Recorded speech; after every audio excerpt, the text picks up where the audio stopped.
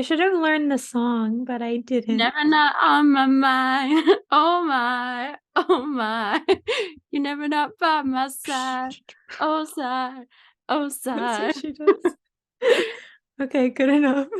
Hello, and welcome back to Remake Hot Take, the podcast where we play studio executives pitching weird remakes of our favorite media. I'm Marriya Schwarz. And I'm Brooke Rees. And today we are going to be talking about Disney slash Pixar Studios Turning Red, which came out in 2022, right? Yeah, I think so, because it was nominated for the Oscar this time. For Best Animated. Mm-hmm. Yeah, so it came out in 2022. But we decided to do a pod on it because you just watched it and you liked it, or when did you watch it? Yeah, I watched it before the Oscars. Okay, in Like right before. preparation. Yeah. Because Yeah. that felt better than Pinocchio. Because that looks like a fever dream. I haven't seen that one at all. I'm It a looks little too terrifying. scared. Yeah.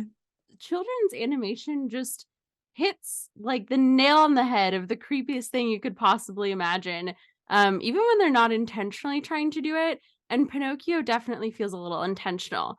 Like it feels like they purposefully were like, we're gonna really freak some people out with this one. Mhm. And then like the idea board was just like, what could we do to make the most uncanny thing possible? It seems like they succeeded. So hooray. They did. Congratulations on your They're like, Oscar. round of applause, everyone. But yeah, so this was on Marriya's list of films that she had watched recently that she liked. And it was between this and Aftersun and Causeway.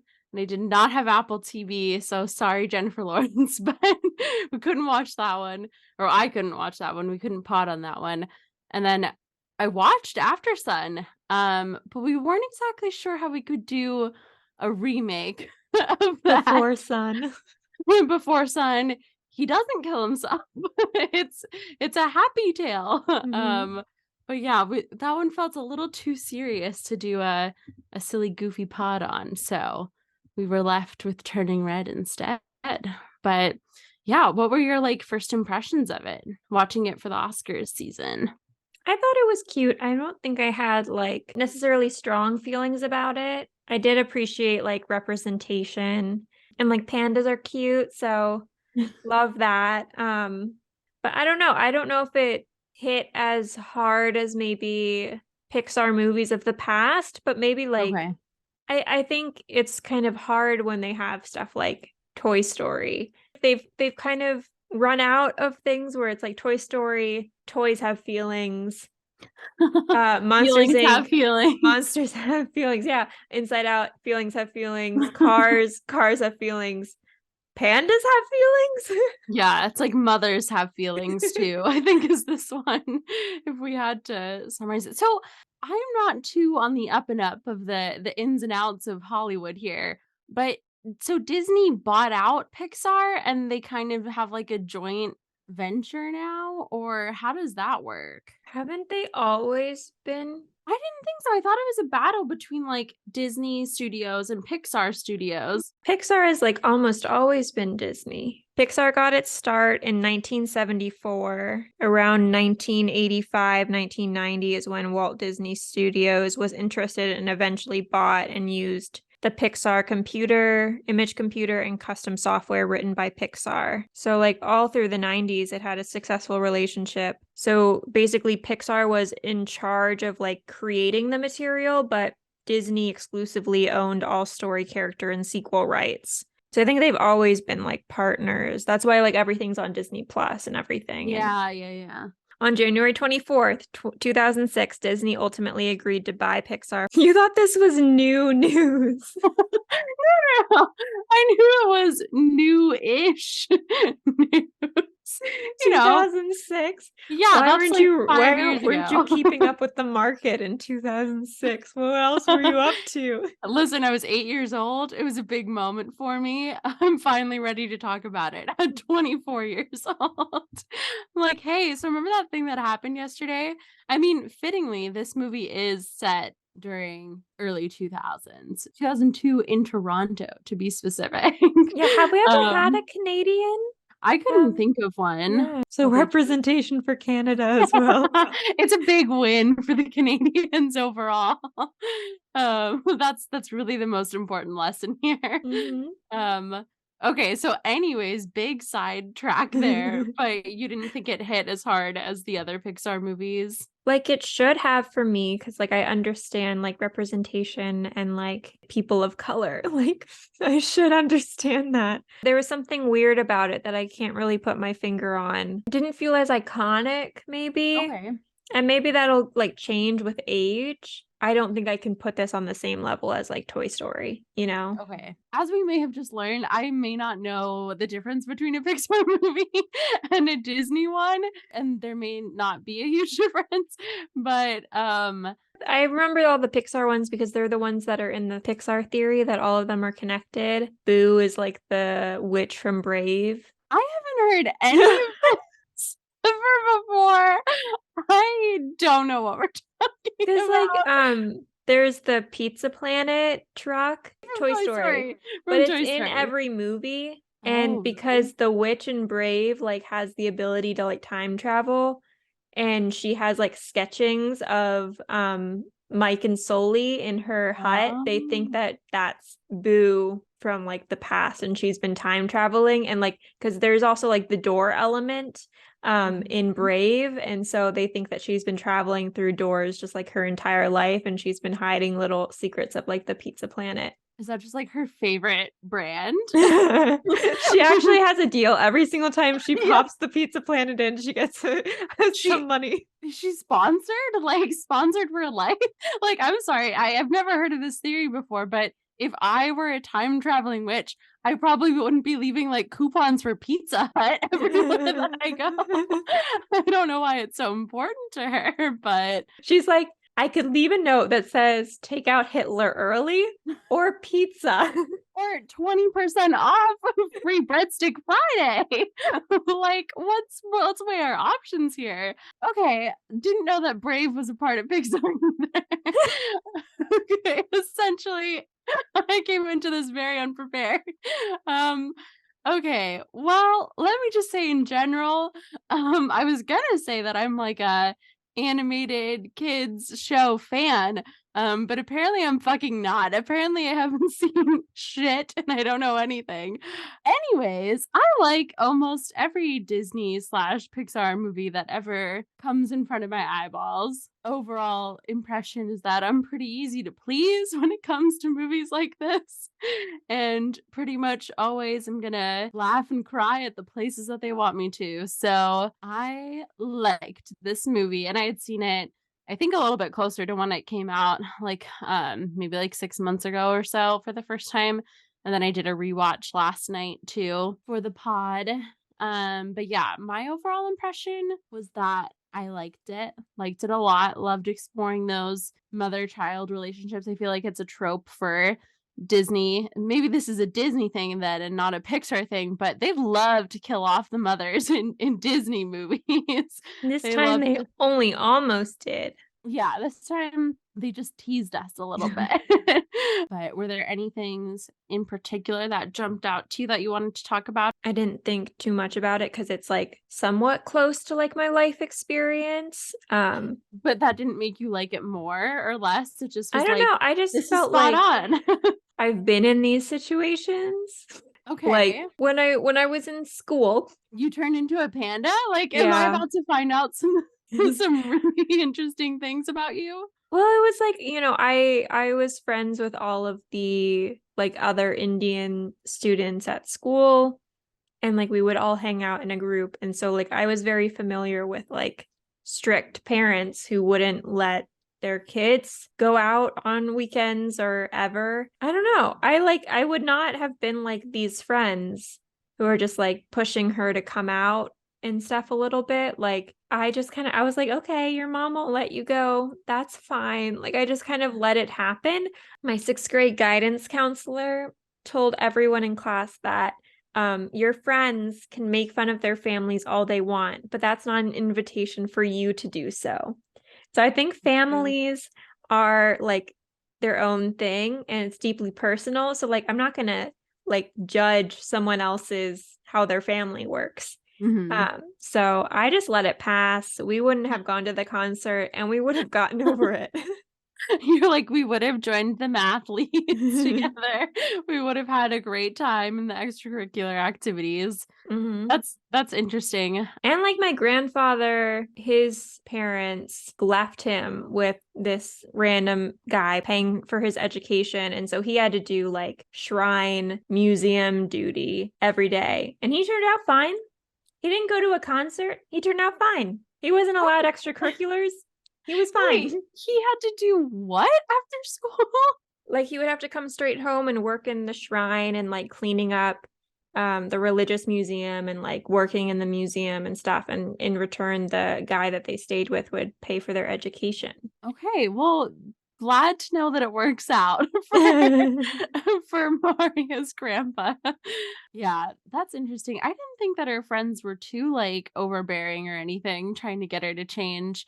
I think they knew that like what she was putting on at home was not like her true personality. And I think they were Mm. just trying to get her to be more comfortable being herself. The part where they were like, you should keep the panda, I would have been like, I don't understand the science behind it. I am not an expert. I think you should follow what your generational ancestors have done in the past because I am only a 13-year-old girl. I would have been like, this is a pretty niche subject. We should maybe like see Get a what trusted adult. let's find a trusted guardian here and see what they do. Also, I will say it doesn't make sense from a business perspective. How are they affording all of these materials to make the t-shirts and everything? I'm not sure that there's going to be a net profit for this concert. No, they jack up the prices. They go to the local like t-shirt printing shop and then they like sell it back for like $80 a pop. That's That's true. definitely what they I might did. not know the market in Canada. What are the Canadian dollars? A loonie and a toonie. They're definitely. Have you not I heard of that? think that's a cartoon. That's That's that's not Looney Pixar. Tunes. That's a whole other area. No, it's called like a loonie and a toonie, but those are only like a couple. I think it's like $1 and a $2 coin or something. I've How do spent a you lot of say time that in with a Canada. straight face? Like, what if you're going in for a robbery and you're like, give me all your Looney Toonies? I think it's an either or situation. Like I think they're also probably like shooting a little higher than that. Like if it would be like if a robber in the US came into a bank and was like, give me all your ones and twos. Like it Well, would be like, maybe like he lives in an apartment with a very specific vending machine. yeah. He's like Um, crisp ones only. It's the only thing that works for it. Exact change needed. Yeah, that would be pretty pathetic. Although I do have a bit of like a dire laundry situation here where they don't have a machine where you can, like in my apartment building, where you can get quarters or like swipe anything. So, if you do see me on the local news, it will be because I robbed a bank for quarters only. Give me all of your quarters. And I'll just swing them around in a bag. I did like this movie. I do like her friends. which It was friend very would you think you are? I'm probably Abby. I dressed like Abby. She's pretty vivacious. She see she and I think would connect with the fact that like if one of my friends were to turn into an animal, I would want to cuddle the animal. I mean, I'm an animal lover. So I'd be like, I don't know if this is detrimental to your mental health, but if you could freak out for a little bit, I would love to give you some belly rubs and some scratches. But yeah, she just seems pretty like, I don't know, enthusiastic about things. And she seems to like florals and wear purple a lot. So purple's a good color for me. I think I would most relate to her. You look good in purple. Thank you. I mean, like it speaks to the fact that I had a pair of overalls with flowers on them already that I sewed on there. And I have like the exact same purple sweater just like ready to go in my closet. So I think that speaks to the Abbiness of it all. But what about you? What friend would you be or what character do you see yourself as in general? I would say either May or Priya. I feel like I am either dead inside or scared of the world. Okay. So Priya's dead inside, right? And May is afraid. Okay, so either way, not having a fantastic time.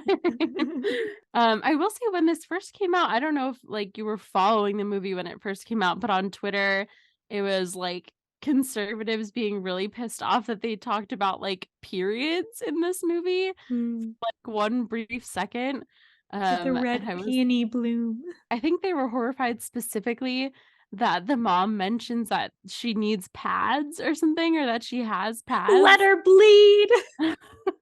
Well, let her free bleed. Like the founding fathers once did. Like they intended.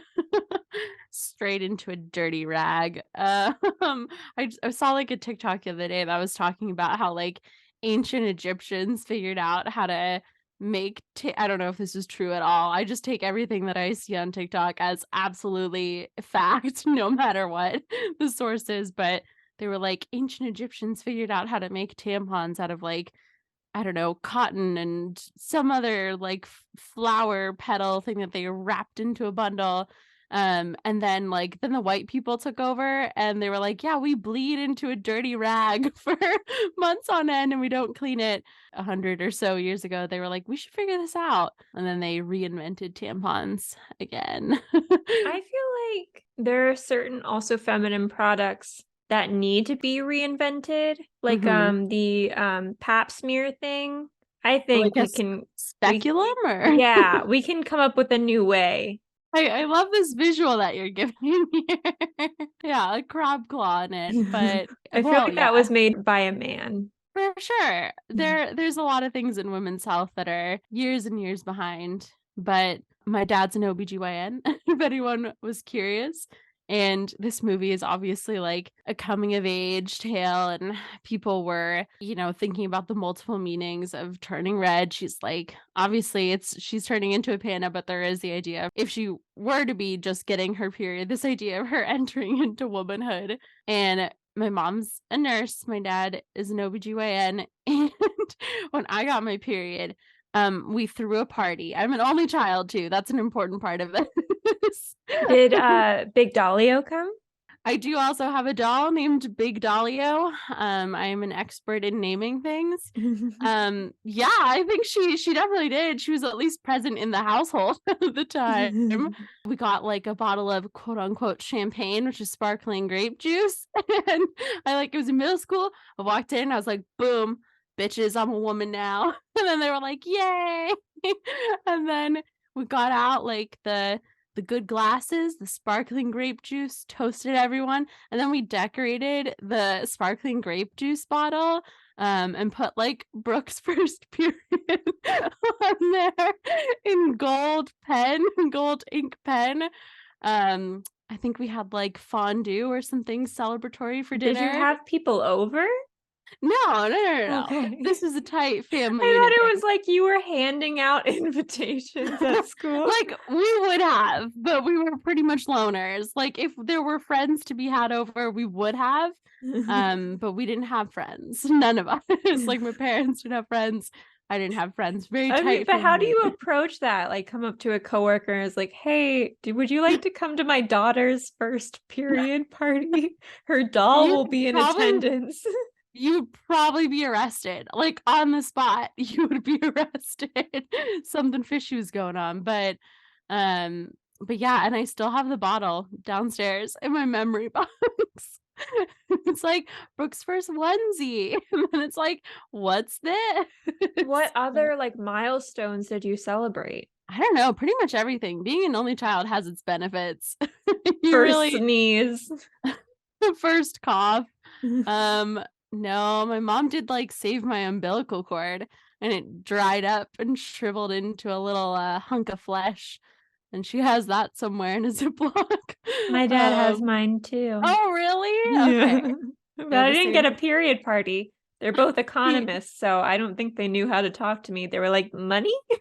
You just walked in and there was a crisp $1 bill. And I just shoved that right up there. No. You roll it first, Marriya, and then shove it up. Makes And you it easy. shove it up. You shove the loony up your toonie. It's all full circle, isn't it? For my first drive after getting like my permit or whatever, where you have to drive around for like so many hours and like track them, and then you can get your license. I was terrified of driving. And just speaking of milestones, my dad like took me out. I mean, like he was in the passenger seat when I tried to like merge onto the highway for the first time. And I live in like a rural area, so not like where you live, but so my merging not like you, Marriya. I thought you were my neighbor. No, but like rural Pennsylvania, where like merging onto the highway is just like, I mean, it's the biggest, scariest road that's around, but it's like there are maybe like 5 cars on it every like 5 minutes. So it's not like it's 1 car a minute. It's not like 400 cars, but merging onto the highway, my dad is not a patient teacher. And he was screaming at me. I could not do it. I just like pulled over to the side. We did not successfully merge. And I was just crying and he was screaming. And I think that's what everyone needs to experience at some point in their life. But my dad also screamed at me, and I also can't merge. Yeah, see, this is just a common, this is womanhood at its finest. It's the trying to merge pipeline. Yeah, now I'm okay. I still like, shed a tear every now and then if it's a difficult merge, but we've made it through the worst of it. But yeah, I lied on that like hours tracker thing. I was like, oh yeah, and then we went on a trip to Vegas and I drove the entire time. And then I went here and there's 100 hours of me driving. And they didn't require driver's ed or anything with an instructor. You literally just handed them a log, got in the car, did one like loop-de-loop with this man, had to like parallel park and stuff, and then you were good to go. Interesting. But how was your first period? I wasn't celebrated. I don't even think my mom was there. I think it was just my sister. Okay, at least you have like the older sister, though. You just had Big Dahlia. I had Big Dahlia, my dog Hime, and a dream. Yeah, I liked the movie. I liked that there were some funny moments when one of her biggest triggers was her second place winning at the spelling bee, and I was like, that would also trigger me. I'm actually still really upset. the lynch bust in elementary school 5th grade spelling bee, where I was asked to spell the word easel, which I still don't know how to spell. It still escapes me. Do you know how to spell easel? Easel. E-A-S-E-L. Easel. I don't know if that's right. I don't know. Let me Google it real quick. Well, like I remember 6th grade, everyone got a word and it was like pants. You're correct, Marriya. Yeah. Pants, car, dog.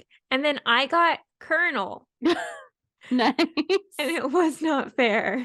No, it's not. The guy after me had to spell like chocolate or something, which I feel like is a much easier word. C-H. No, I need to use it in a sentence. Do you want the origin? Yeah, what's the origin? Chocolate, made by Montezuma in that one Dora the Explorer episode. I think there's like, I don't know, cacao beans, and they like get them out, and then there was like hot chocolate with something in Aztecs. I did like her like cool little hair dye job, because not everyone can always like work red, so she got lucky. She did get lucky. I was thinking about that too. She didn't even have to bleach or anything. Absolutely no damage to her hair. If you found out when you were like 12 years old or 13 years old that you were going to turn into an animal, what animal do you think you would turn into? A tiger. A tiger? Because that's your favorite? Yeah. Yeah, Marriya once asked me what my favorite animal was because she was trying to get me like a Squishmallow present, and I overthought the question so much that I sent her a list of like 50 different animals that were in my top faves, and she got me a ramen squishmallow instead. Which You seems said, in terms of favorite pets, I could theoretically own, I would say dogs, bunnies, ferrets, horses. In terms of like animals in general, probably dolphins, bears, wolves, mythical creatures, dragons, and Pegasus. Oh, wait, elephants too. Oh, wait, I amend my previous answer to include otters. I'm getting rid of dolphins. so it stressed me out. It was a stressful question. And I said, Um, okay, we're getting an arc. So what would you turn into? I don't know. Read the list again. One of my biggest pet peeves is people say that I radiate golden retriever energy, and Mm. nothing against golden retrievers, but they're just like a basic bitch dog. What dog would you turn into? I think one of those like papillons or like a dachshund or whatever. Just like, Mm. I don't know, a little cute one, maybe like a long hair. I think I'm a small to medium dog. I don't think I'm a medium to large dog, theoretically. But not like a yappy small dog, just like a cute little nice dog to medium size, small to medium. I don't know. Maybe I'm a golden retriever. I do have the blonde-ish hair. That's all it takes, yeah. That's it. I'm labeled for life now. The prejudice that we blondes face. I did like the dad conversation. I always love a good dad to daughter, heart to heart that doesn't involve crying and merging. Which heart to heart? Which moment? When he finds the camera and then he's like, you can do whatever you want to do, but I liked seeing this side of you. It made me laugh. Oh, see, and that's what I think like her friends are kind of talking about too. Like not Mhm. trying to get her to like go against her parents' wishes or whatever, but just trying to get her to show basically like her mom and her family members that side of her. That's more her true self and everything. I think it's maybe just like a way of thinking that I have where it's like a lot of like my white friends are not going to understand like strict parents, but Mhm. fellow people of color understand what it's like having strict parents. So I think having like a bunch of other friends that were people of color, I was Mhm. like, Miriam, yeah, she's probably a bitch. She doesn't get it. But everyone else, I was like, they should get it. Miriam, you're out of the loop on this one. You have no place to speak here. Well, But that's Abby why and her mom was Priya like, you can go as long as pay you for can it. raise the money. And it's like, oh, I wish. Yeah. Fucking white bitch. I get what you're saying. Yeah. I mean, I did like it. I thought it was cute. I just didn't have like strong feelings about it. I did feel like I could relate with like the idea because I think it kind of goes along with like also like panic attacks, like strong feelings, like something will come out and then just like the feeling of being in school and getting to sit quietly and work on the quadratic formula is so much It better. calmed her down. Yeah. Yeah. As soon as she sat in her seat. And also like the generational rearing of like parents judging how other parents raise their kids, I think was also accurate of like, especially I think with people of color where it's like grandparents who are like, you did not raise your child correctly. Why do they want to be a poet when they could be doctor? I don't Yeah. know. Yeah, but isn't it like trying to like break those generational traumas of these expectations that they have on Mhm. each other? But So then I think that towards the end, her mom starts understanding and letting her do her own thing. And like, I think reflecting more on like how her mom raised her and like wanting to change that. mm-hmm. But in that same vein, like imagine going to this temple to see this red panda, but it's May's day off and you just get her dad in like a cardboard box. I know. It was like, she's like, thanks for covering for me, Dad. And I was like, yeah, tell that to little like Joey over there who waited in line for like 50 minutes. It's basically like a Disney World attraction. And then he sees this this cardboard cutout. Yeah, I think it's definitely an interesting conversation of like, why do parents repeat the same mistakes that they experienced as a child? Maybe my dad was yelled at while merging onto a highway. We don't know. Haven't I asked. I don't think my dad was. I think he just like did it and then was pissed at me that I was too scared to do it. But yeah, it's interesting how that happens. But I mean, I think we're all like determined not to repeat the same mistakes as our parents. Mhm. But Was there ever anything that like you really wanted to do so far as like you put together like a PowerPoint with sparklers and your parents just like didn't let now my you? parents, I was not to like brag, but I was a perfect fucking child in the sense that my parents had pretty much zero expectations of me. I was like my Okay, own Miriam. I was my own strict parent enforcing rules. I was like, "You will get a 100 on every single test." And my parents had to actively be like, "Hey, Brooke, um, we think that you should chill out a little bit." They were like, "We think you should spend more time with your friends and take your studies a little bit less seriously." And I was like, "Absolutely not. Deb and Russ, sit the fuck down. You don't know what you're talking about." So I was a pretty high strung individual throughout my whole life. So there wasn't really anytime that I would express an interest in like hanging out with other humans and not studying, they pretty much were like, "Yes, we will pay for it. Where are you going? When and where? Let's pack you up right now." The first concert that I ever went to was like Imagine Dragons and I was 18 years old. That was my parents paid for the ticket and then I went with a friend and then I saw Imagine Dragons like 2 more times in concert.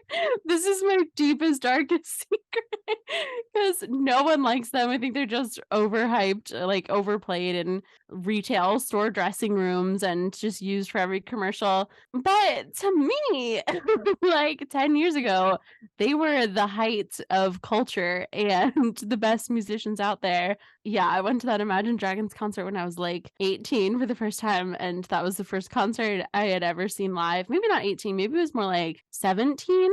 I think 17, I think it was senior year of my high school, and I was like, "I've never been alive until this moment." When I saw, like, a concert that big with, like, the booming drums and stuff, I was like, "This is what it means to live." How was the vibe there? Was it like was it radioactive?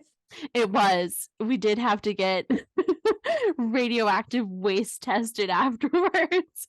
Yeah, the vibes were very nuclear meltdown. It was yeah, then it was so good that I was like, "Let's do this 2 more times and see the exact same people." So, yeah, I didn't have any, like, really wild requests, but my parents were very concerned about me socializing and doing anything fun, so they pretty much granted every request. The only times that we really, like, butted heads were literally that I was studying too much. I had the worst sleep schedule ever, and I would stay up until, like, 1 a.m. working on homework, and then I would go to sleep and get up at 4 a.m. to finish the homework.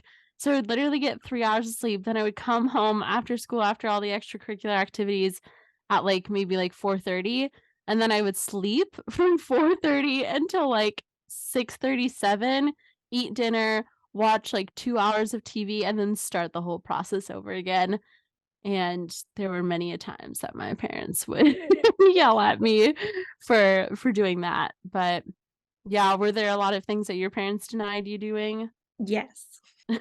Okay. There was the big one. This little girl had a dream.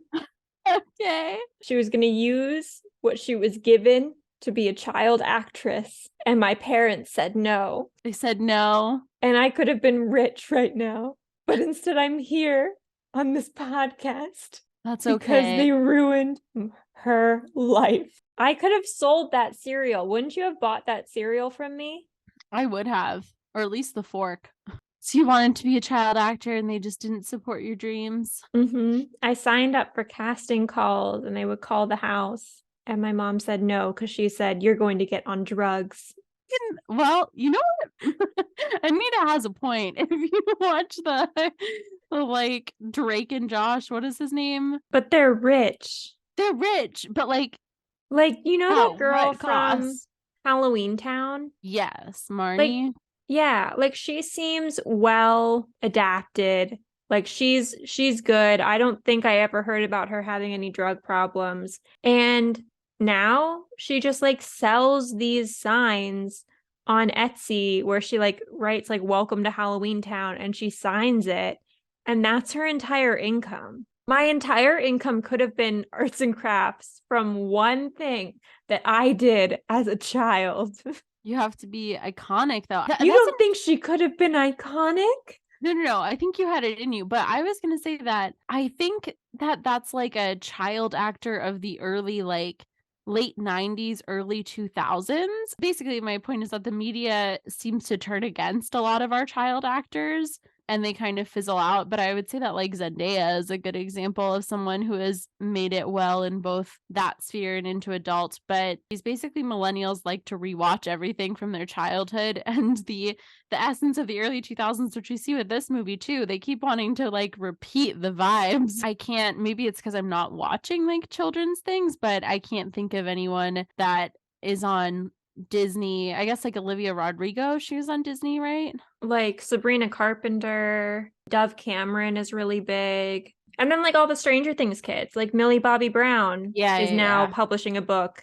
And Noah Schnapp is into chicken. I don't know. Like Oh yeah, he's selling DoorDash to or yeah. Uber And that Eats or was like something. I think they started when they were like maybe like 10, less than. Mhm. I don't know, and they were on Broadway even before that. So Yeah, I just have a hypothesis that like millennials just love to rewatch the things that were popular. The essence of like nostalgia for Disney and media is something that like Gen Z seems to also love their nostalgic movies. Do you know what I mean? mm-hmm. That like everyone is just obsessed with the vibes of the late 90s and early 2000s for like a group of people like the Gen Z now that weren't alive to experience that, or if they were like 6-week-old fetuses at the times that these things were being Well, I made. So think we there's all admire the time before Trump and COVID. I think we're just like yeah, latching onto we're just anything. stuck in the gaucho period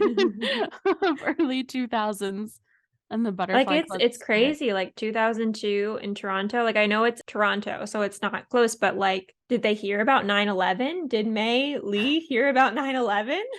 oh no, this is actually a post 9/11 centered story. uh I don't know. There's that like Come From Away Broadway show about that place in Canada that took in a lot of the planes were rerouted there. So maybe it was in the cultural conscious. I didn't realize any subtleties in the movie, but okay. Well, did you have any remakes for this show? Would you like to go first? Did you have any? Well, did you?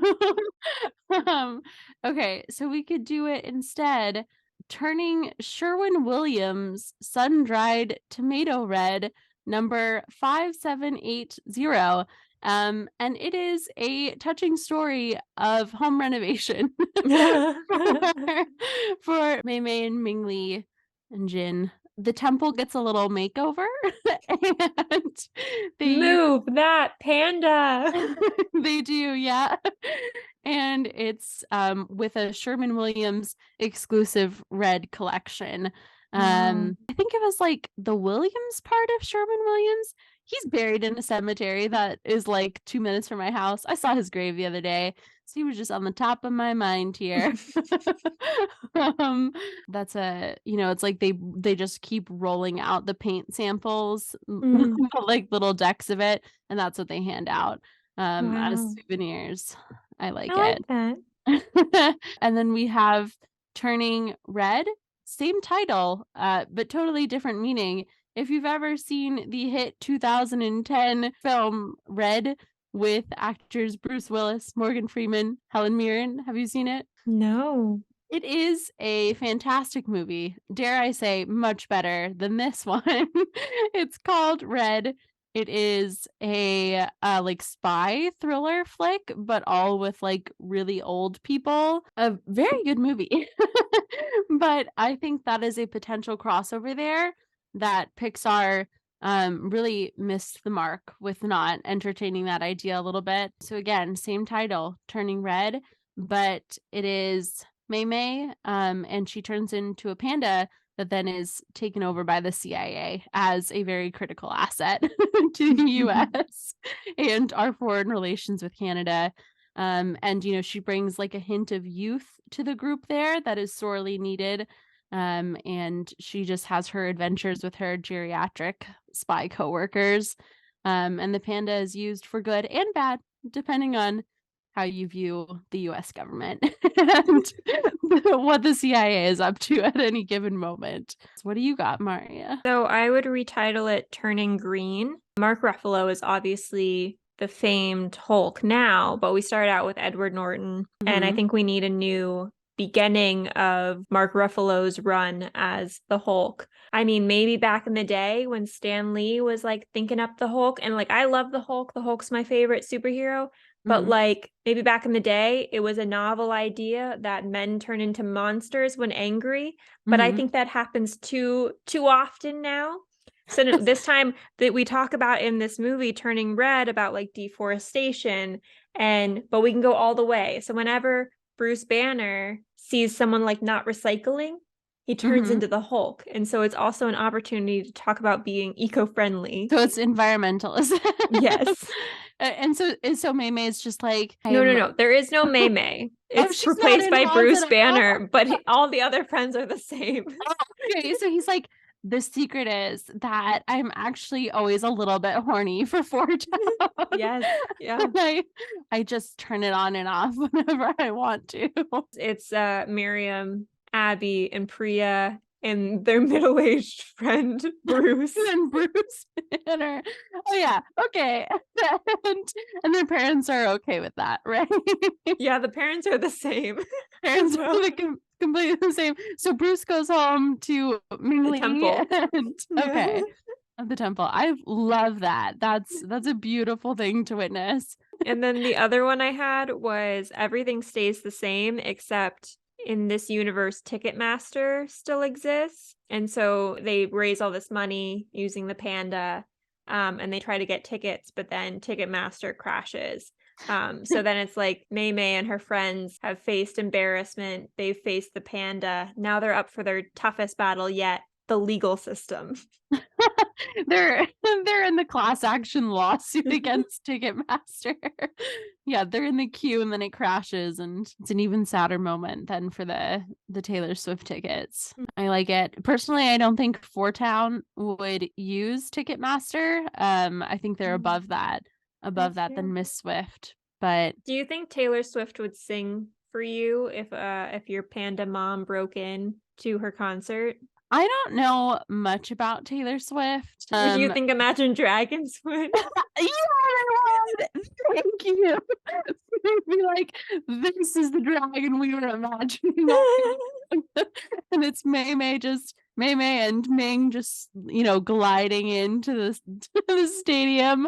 They would have a hell of a time with it. They're allies, first and foremost.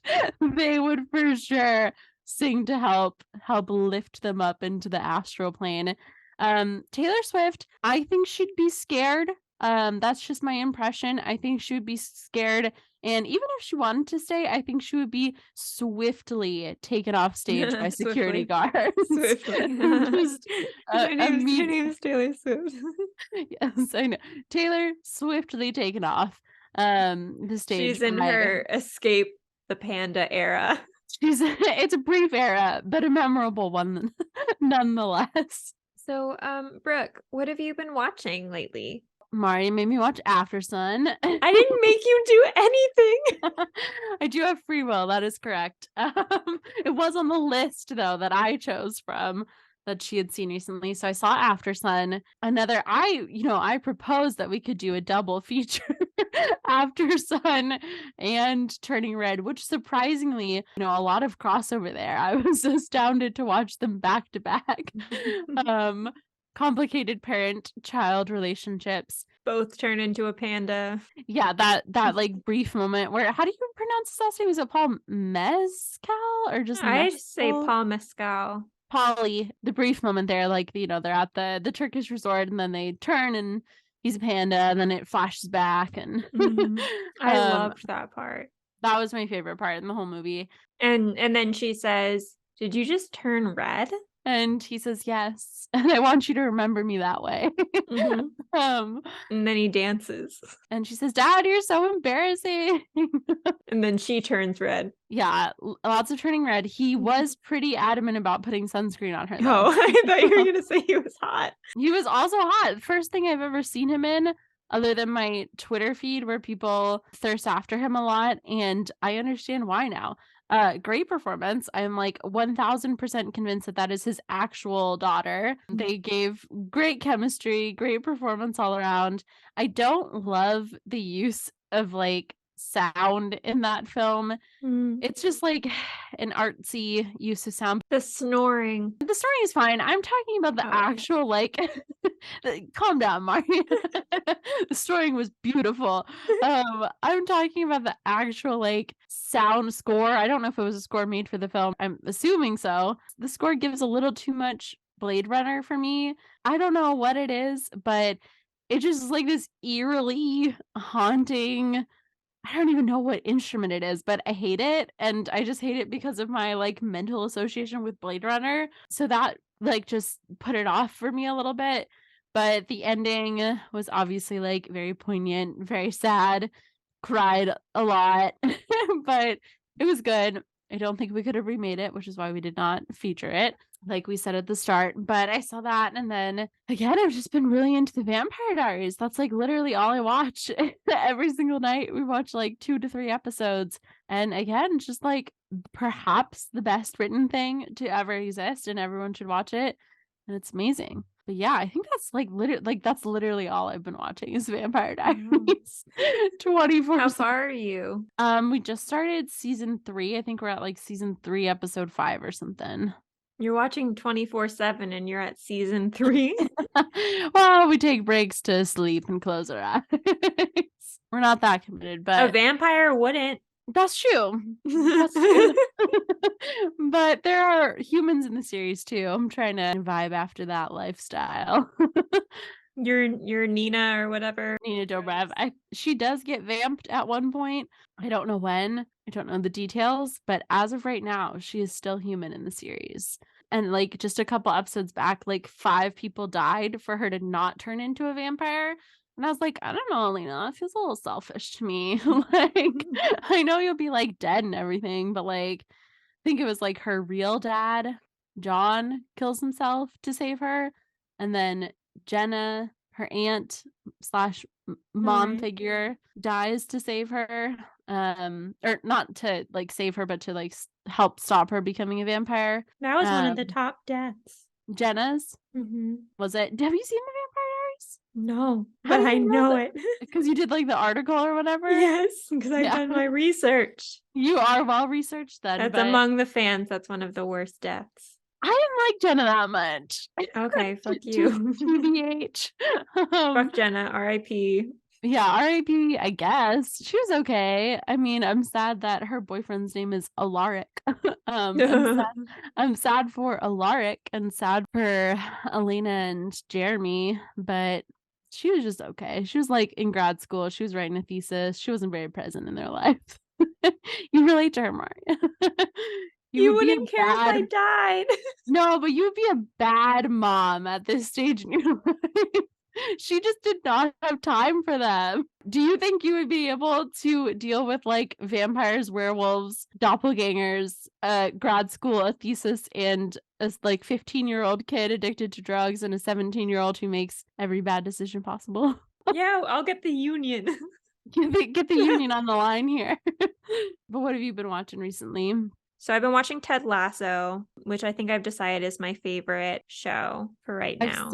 I think I've seen like 3 episodes of the first season and not like the first episodes. It was like in the middle of the season. How'd you do that? My parents were watching it and I sat down and it was good. So I watched like 3 episodes in a row, but it was like in the middle of the season and I was very confused and we had to pause and I had to ask a lot of questions along the way. Well, it's very good. It's very funny. It's on its like 3rd season now. Who's Your Daddy wise, Jason Sudeikis, who plays Ted Lasso. His uncle is George Wendt, who is famous for playing Norm on Cheers. And his great-grandfather was also Tom Howard, who famously took a photo of Ruth Snyder's electric chair execution, which became the most famous tabloid photo of the decade back in 1928. Hannah Waddingham, who plays Rebecca Welton, the club owner, her mother was an opera singer at the English National Opera, as well as both of her grandparents were also opera singers.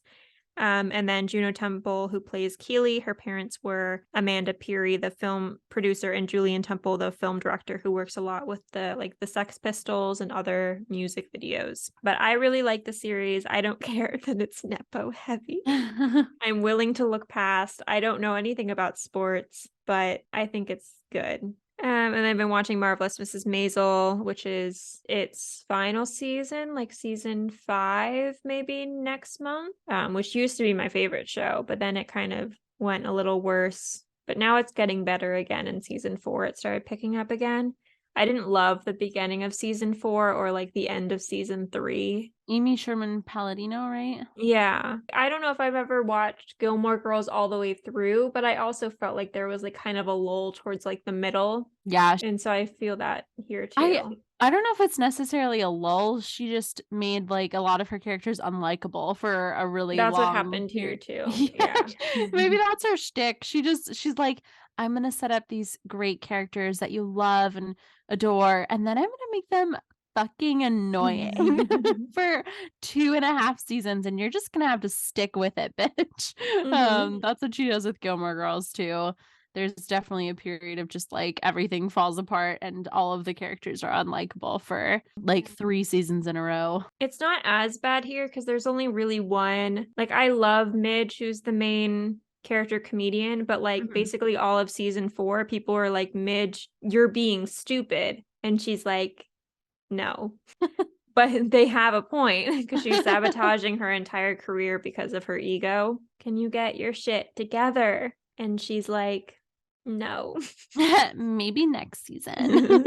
Hopefully. And then Who's Your Daddy stats on that? Rachel Brosnahan, who plays Midge, was the niece of the fashion designer Kate Spade. Oh, really? Mm-hmm. I didn't know that. And then I finally saw Everything Everywhere All at Once, which I really liked. I thought it was like different, and there's a lot of like hidden stuff that I've been going back and trying to pick up on, especially with like the costumes. Ooh, like what?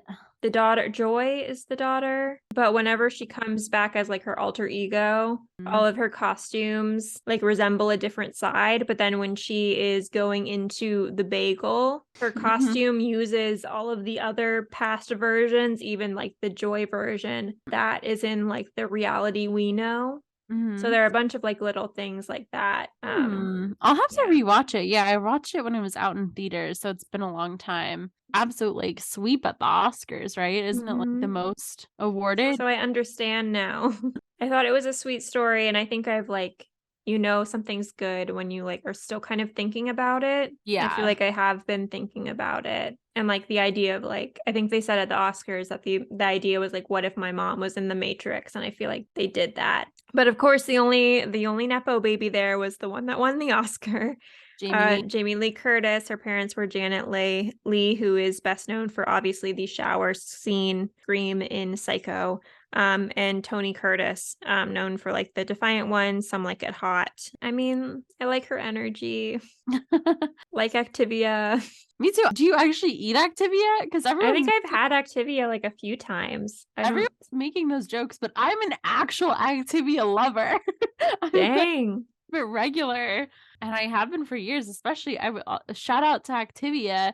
I definitely recommend. They have these like drinkable yogurt ones. They're like in the little pack, and they work great in my like work lunches. Shout out to Activia. It did not cure my IBS, but it's trying. It's trucking along there through the sordid halls of my digestive system. For some reason, I'm picturing like a bunch of little Jamie Lee Curtises just like trying their best. Yeah, Jamie move things along. Entering my duodenum, trying to sort things out in there. She's giving it her best. She's failing, but I do like the drinkable yogurt. Yeah, Jamie Lee Curtis, she is all of us. Yes, did she say that in something? It's the Angela Bassett did the thing from the Oh. BAFTAs. I was The like, silence was really loud. I thought you had just come up with that, and I guess she is. In what sense? And then I saw the new Boston Strangler movie. Oh, with Keira Knightley. Mm-hmm. The only reason I know that that exists is because it keeps being an ad on a true crime podcast that I listen to. It's True Crime Garage, and they're like, the Boston Strangler, the true story of two detectives, starring Keira Knightley and someone else. Carrie Coon. I think that sounds right. How did you like it? It's on Hulu, right? Yeah, it was good. Yeah. I mean, it was scary. Was it? I mean, I feel like I was affected. I'm afraid to let people into my apartment That's now. cool. Yeah. That's a good feeling to have. It's a little spooky because, like, some of the murders are still unaccounted for. They're not totally sure who did it. So, like, the movie tries to kind of make up for the fact and, like, give theories on who actually did it, but we don't really know. I'll probably watch that sometime soon. Yeah. I mean, I thought it was decent. And, like, I always love a good, like, journalism story. Like, I loved Spotlight. The Mark Ruffalo one? Spotlight, The Post. There's a newspaper on there. I really like She Said. But Keira Knightley, born to stage actors Will Knightley and Sharman McDonald, who also went on to become a playwright. So a little nepo there. And then finally, I watched Triangle of Sadness. It was nominated for an Oscar. It's another movie in the Billionaires on Boats cinematic universe. That we have created here. But this time, like, the boat sinks and they all end up on this island, and the only one who knows how to save them is like someone who works in like the janitorial staff, and they can't put aside their ego to like listen to her and stuff. So it's like semi-interesting, but it just like kept going. It was very long. Is it like a serious? Is it a drama, or is it like... Yeah, I think so. I don't know. It was a very weird vibe. And I was watching it because I was feeling a little anxious. And I was like, I'm just going to sit back and watch a movie. But before the boat goes down, they all get seasickness and they all violently vomit. And I started getting like seasick. Yeah. So that was not my favorite. And there aren't really any like Nepo babies, but I think what's really interesting when I do this like Who's Your Daddy research is I just find out all these things about celebrities that I did not know. Like Woody Harrelson, did you know that his father was a convicted hitman? No. Yeah. But also like there's all this stuff like scandals that I have never heard of that I don't know if their PR team just like worked overtime, but I did not know that Woody Harrelson promoted the conspiracy that COVID was linked with 5G and that he's against masking. Like I did not know that he made all these social media things. I think I vaguely remember that. I feel like he never got canceled for any of that kind of stuff. I think you have to be like a woman to be canceled for something like that. Well, was his dad a good hitman? I think he had life sentence for trying to like take out like a judge or something. I don't know. I wonder how Woody feels about that. Probably not great. Well, if he has any enemies, he's like, my dad will hear about this. I think he's probably dead at this point. Probably. But he's still watching Woody from above. Any other final thoughts? I want to hug a panda. Me too. I don't know much about red pandas. Me either. I don't think I've like seen one at a zoo or out walking ever. You haven't seen one out walking?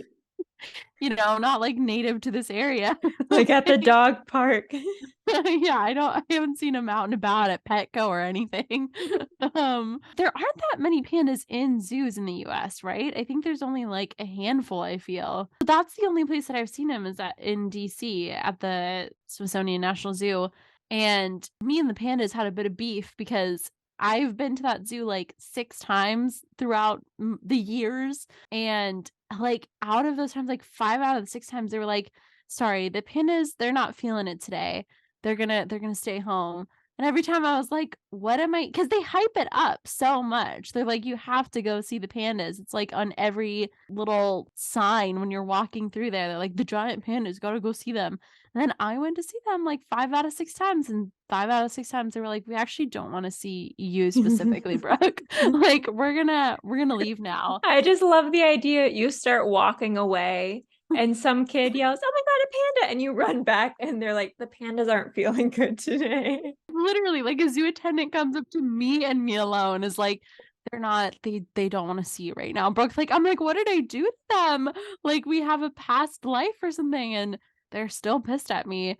But the one time I did successfully see them, it was when they were like getting their bamboo shoots for the day, and they were like in a back room somewhere, and it was them just eating a lot of bamboo, and I did feel an emotional connection to them because they would just like eat while they were lying down and just like shove in these like bamboo stalks into their mouths. They didn't know you were there. They couldn't see me. It was two-way glass. Like, they finally, one of the zoo attendants ushered me back and was like, Brooke, I've really felt for you all of these 5 of 6 times that you've been here. I'm gonna get you in this time as a special little favor. Isn't it something where like China owns all of the world's pandas and they're just like on I think lease to the so. US or something? Yeah. But the Yeah. last time I went to the DC zoo, there were no animals ever, like to the point where like we were standing around other people and other people were like, this is so weird. Where Just, like, are none of they? them were out. Yeah, we were just like going all the way around, but the only animals that we were seeing were pandas. Oh my God. They were like in every enclosure? No, it was just like every enclosure was like empty except for the pandas. They're like, so the bear isn't coming out today. But we do have a panda in his enclosure. And yeah, sorry, the tiger's not feeling up to it. We I do did have see the another tiger panda. eventually, and I cried. Because you're happy to see them, or Yeah. Did you yeah. see the dolphin, Pegasus, elephant, otter? Your favorites? I did see the Pegasus, yeah. It was the main attraction. You walk through there and all the signs say like see the giant Pegasus. Yeah, it did replace the see the giant panda signs. And this is of course only something that I can see. So I can't see the pandas, but me and me alone is able to see the giant Pegasus. But yeah, the ethics of zoos is something else too. Sad. It's like you hope it's one where it's like, yeah, we actually like rescued Buster over there and he would be killed instantly in the wild, and you're like, so he has to stay here, and it's like, okay, I feel better about it. I really don't go to zoos often. It's only if anyone else wants to go see a zoo because I don't really feel the need or want to support. Yeah. Yeah. Like, I don't think I would go to like SeaWorld. I don't even know if that's still a thing. I don't know if it is. I feel like they should have shut bought by that down. Pixar. They merged with Disney. All right. Well, where can they find you, Marriya, when you're not at the zoo? They can find me online at Marriya Schwarz on Twitter, Instagram, TikTok. Please stop sending me hate mail. Yeah, I leave for one episode. And People have been really mean lately. I don't know what that's about. It's been a lot of Austin Butler fans, which like I understand having an obsession, but sending a random podcaster with 103 followers on TikTok that I should delete my account because I said Brendan Fraser deserves the Oscar.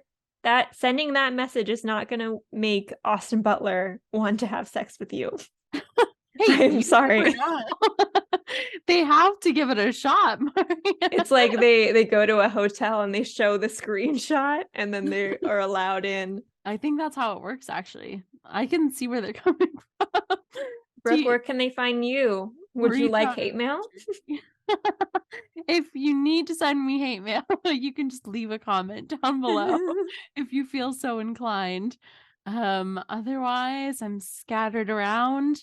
Be Reese Cup, I think, on Instagram, Reese Brooke 1 on Twitter, and I do have a Letterboxd. Much to Marriya's surprise, which is what? It's like BL Reese or something? Yeah, which was not one of the aliases I knew for you. Yeah, I like to switch it up. People have to search long and hard to find me if they want to. And we also have a Letterboxd, Remake Hot Take on all accounts: Twitter, TikTok, Instagram, Letterboxd, Gmail. Please be nice. Or at least nicer. Nicer. Just neutral comments for now. Yeah. Just like, say, okay. that was a podcast. That was an idea. Factual only. Yeah, I just actually want declarative statements from now on, and then we'll work our way up to positive feedback only in a few weeks. Thank you for listening. Bye. Bye.